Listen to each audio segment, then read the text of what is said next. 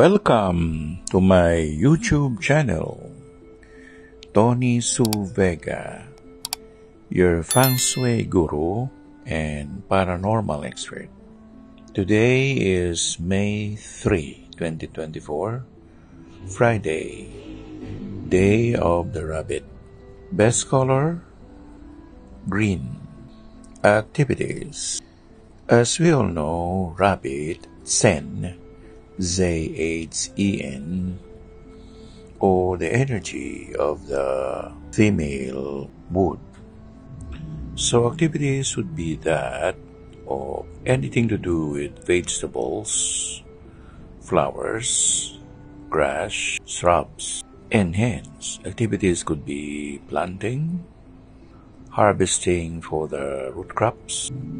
So ngayong araw na ito ay araw ng Kuneho, Biyernes at 3 ng Mayo 2024. Pinakamagandang kulay ang berde o luntian. At ang pangagagawin sa araw na ito na may kinalaman sa anyo na mayroon ang kuneho. Ano-ano yun?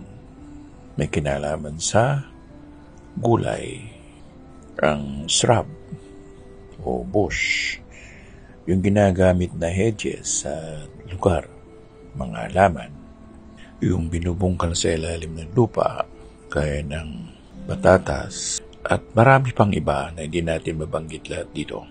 Sa kuneho, ang pinaiipon sa atin ay higit sa lahat ay ang mga kinakain natin sa araw-araw. Ang feng shui, katotohanan ay mahiwaga. Hindi lang basta siya isinulat. Mayroon siyang kaakibat na mistisismo at esotericismo. Hindi bagat ang rabbit ay nagtutukoy din sa panganganin na lalaki. Bakit ganon? Hindi ba't ang bantay nga ng rabbit at ng tigre ay si Chang Kolao? Isang matanda. Sino yun?